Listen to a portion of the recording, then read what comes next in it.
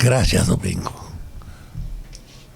Me encontré con dos personas que me detuvieron para decirme: ustedes están en el limbo. Esta bulla dice de la persecución es transitorio. Eso es un real picture. Esto es pasajero. Y yo creo que hay una parte de la población que cree que efectivamente es pasajero el proceso de tratar de enfrentar la herencia cuando la política justificaba todo, cuando el poder te daba licencia para que tú lo usaras a tu servicio, cuando eso era lo natural, que tú hicieras tu familia y tus amigos de la mejor manera. Y entonces mis amigos, muy rabiosos, bebiéndose uno otra vez, dicen: tú estás hablando pendejada, esto es pasajero.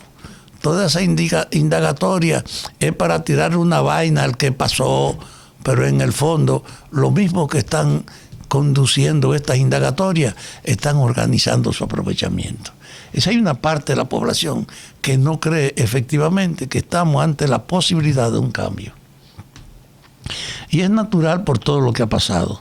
Entonces, el sometimiento fiscal de un grupo es un mensaje que lo recibe una parte de la población como transitorio y como fugaz, como marcado por el oportunismo de los que llegaron, que quieren diferenciarse rápidamente y debilitar lo que le precedieron en el poder, pero que el propósito no es de verdad ser la expresión de las ilusiones que se han surgido y ha creado.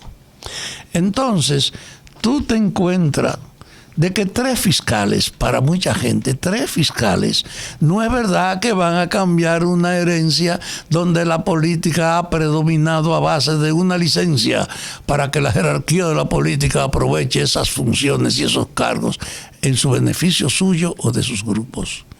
Hay gente que, marcado por el peso de la tradición, no se dan cuenta de lo que ocurre. Y es verdad que 3 fiscales no podrán cambiar esto. Yo no tengo ninguna duda. 3 fiscales no pueden cambiar con el peso que tiene la entronización de la corrupción en la política. Pero yo no tengo duda de que hay un viraje en el mundo, de que hay un cambio, de que ahora no es lo que a nosotros nos parece, y que muchas de las cosas que nosotros hacíamos era a consecuencia de que eso pasaba en todas partes. En todas partes vivíamos entre la dictadura y los ladrones del poder, y parecía como normal. Ay, aquí no tuvimos a Trujillo 30 años apropiándose de todo el país, apropiándose de todo el país y siendo dueño de todo, y además decidiendo sobre la vida de la gente, hasta de las mujeres, que era un problema de degradación.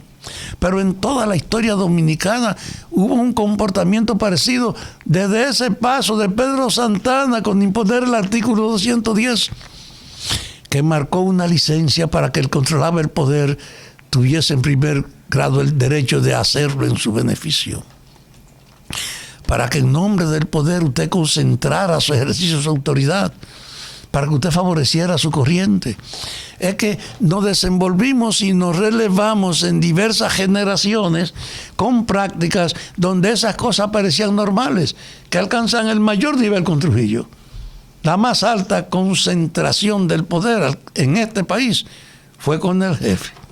Entonces, hay toda una cultura que era bendecida por los curas, y por los religiosos, que no era un problema de ateo o de ambicioso, era impregnada en la sociedad en forma tal que estaba legitimada como que ese era el camino. Es decir, aquí hay, en la cultura dominicana, hay una fuerza inmensa acerca de la significación de esta conducta. Y ahora tú te encuentras con que esta sociedad, alarmada por lo que antes se aceptaba como normal y la gente no reaccionaba, ahora la gente tiene una actitud distinta, condena ese uso de la política. Y no la condena porque nosotros creamos, es porque está en el mundo abriéndose espacio. Hay una relación entre nuestras conductas y lo que nos impone la vida a todos los niveles. Y yo les digo que todos los dictadores y todo el poder tenían esa característica, pero ha ocurrido en los últimos 20 o 30 años una evolución en la sociedad que está siendo la base para el cambio de las políticas locales. No estamos cambiando por nosotros, somos instrumentalizados por el cambio que se está produciendo en el mundo, instrumentalizados por el cambio. Es decir, de nuestra iniciativa, de un grupo heroico que abre un camino, no, sobre nosotros está gravitando el impacto que predomina en una tendencia de la cultura universal. Como todo se ha modificado después de la Guerra Fría, porque yo insisto, la Guerra Fría permitió una concentración en dos bandos del poder y en cada lado no importaba el comportamiento ético, era la lealtad. Y de este lado tú podías ser un ladrón, pero si era pro norteamericano tenía el apoyo de ellos. Podía ser un asesino y si era tenía el apoyo de ellos, porque en el fondo lo que definía era la lealtad al rumbo general.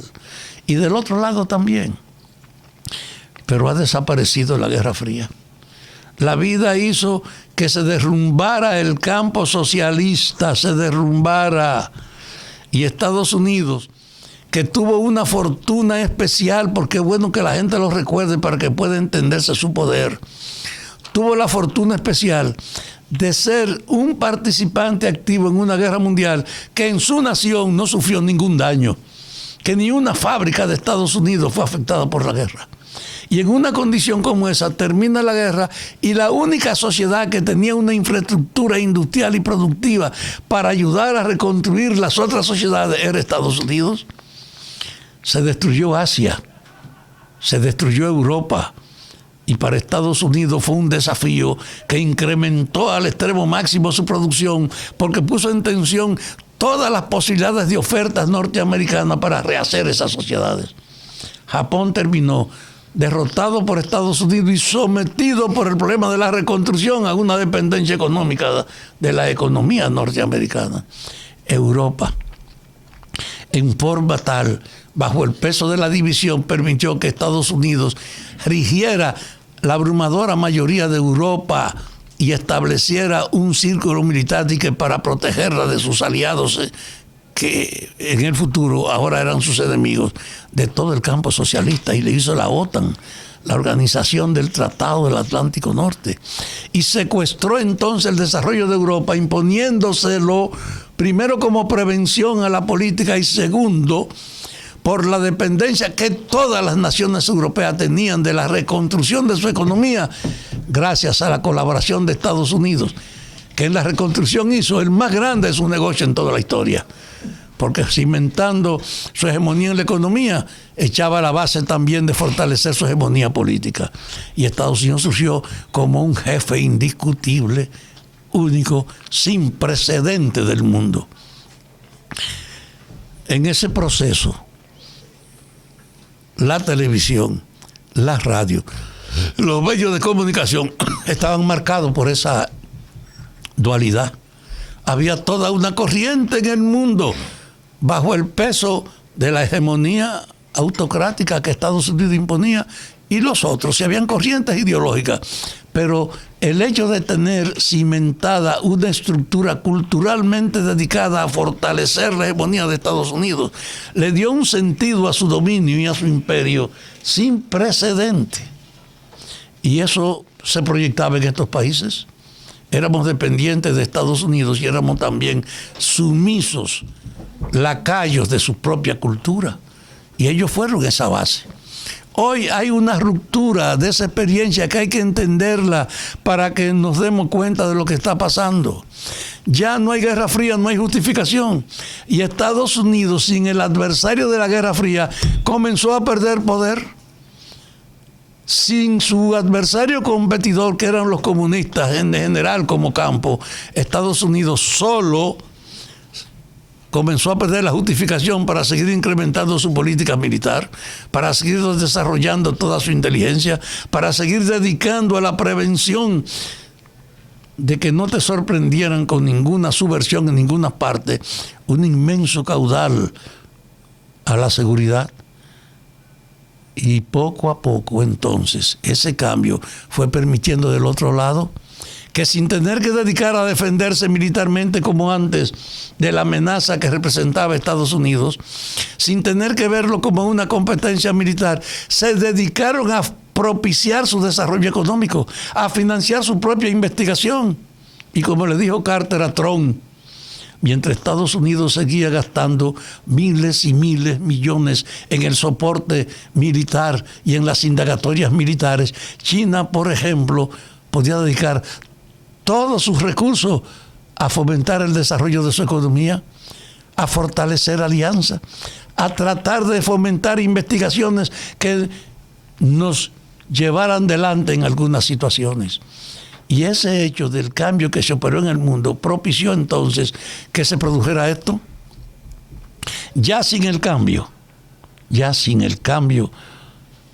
presente, usted no puede entender por qué Estados Unidos perdió su hegemonía en Europa. Pues llegó un momento en que no hacía falta la OTAN, está ahí de nombre, pero la OTAN ya no hace falta, pues ¿a quién tiene que defender? Si los europeos están buscándose como aliados comerciales, yo lo vivo diciendo, Rusia le hizo un túnel para el gas a Europa desde Moscú hasta Berlín, y eso va a tener un negocio privilegiado a Estados Unidos, marcado porque es una cuestión de importante y de seguridad para la vida. China estuvo aislada y ahora tiene la nueva ruta de la seda de Pekín a Berlín, y va a llegar a Madrid y va a llegar a Turquía, y eso va a incrementar el intercambio sin el temor del contrabando ideológico. Hay una alteración, y esa alteración del campo político se ha dado en el momento en que viene entonces el incremento de la tecnología al más alto nivel. Bajo la desaparición de la hegemonía de la seguridad y del problema militar, la tecnología y la investigación se ha diversificado. Ahora puede dedicarse a cualquier investigación. Antes estaba sometido, todo lo que servía estaba condicionado al problema de la seguridad. Ahora no. Y en ese marco hemos logrado el más alto nivel comunicacional de la historia de la humanidad. Usted se imagina lo que usted pueda seguir en tiempo real, lo que pasa en China, y usted desde aquí.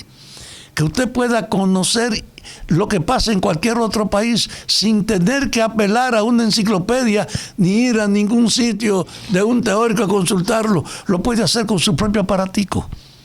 Y eso ha producido una cultura distinta, ha producido una noción de cierta autonomía individual en la gente que se cree dueña de su conocimiento y que puede por sí mismo acceder a las cosas que quiera o saber y orientarse.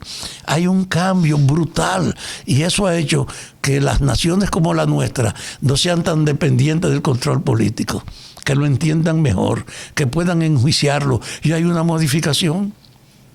Y en ese orden, en esa modificación, cuando usted se pone a pensar, ¿y tú crees que 3 fiscales van a lograr que esto cambie, como te dicen algunos? Y yo le digo, si el mundo fuera como antes, no. Pero en este mundo de hoy van a hacer un paso importante, porque van a hacer que mucha gente siga la esencia de sus funciones, para que se den cuenta los beneficiarios y los cómplices de la vagabundería que corren el riesgo de ser descubiertos no solo por los fiscales, sino por cualquier intruso que coge y lo descubra. Desde ese punto de vista, el cambio es ahora posible, aunque comience precariamente con 3 fiscales que a nivel de la corrupción de la justicia están indicando un camino, y ese es su papel, indicando un camino. Y al indicar un camino no necesitan todas las tropas que en el pasado era posible. Y aunque se enfrenten al hecho de que la tropa de la justicia es universal, yo creo que por eso hay que entender el cambio del mundo. Y quiero concluir diciendo que eso no quiere decir que la gente no esté durmiendo. Por ejemplo, hay cerca de 4.000 funcionarios que no han rendido cuenta, que creen que no le van a pedir, cerca de 4.000. Y hay 8 diputados, 3 del PLD y 5 del PRM, que tienen un año y no han rendido cuenta. Es decir, es verdad que hay gente que no se da cuenta de lo que pasa, pero no hay duda, comenzó el cambio. Comenzó con poca gente, pero en una época inmensamente favorable para decir que no importa lo que pase. Para mí, el cambio es indetenible.